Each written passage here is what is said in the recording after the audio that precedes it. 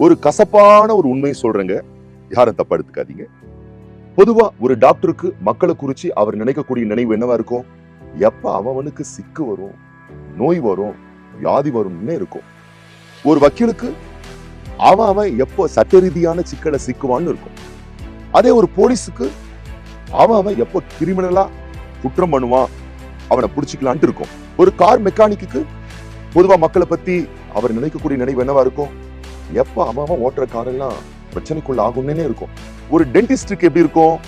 எப்ப மக்களுக்கு சொத்தப்பல் வரும்னு இருக்கும். ஒரு வெட்டியானுக்கு பொதுவா மக்களை குறிச்சு அவருடைய நினைவு என்னவா இருக்கும்? அவன் என்னைக்கு சாவான், இன்னைக்கு எவன் சாவான்னே இருக்கும். யாரும் தப்பா எடுத்துக்காதீங்க. ஏன்னா அது அவங்களுடைய ப்ரொஃபஷன். அப்பதான் அவங்க தொழில் வளரும், வியாபாரம் வளரும், அவங்களுடைய வருமானம் பெருகும் என்ற மனநிலையில அவங்க இருப்பாங்க.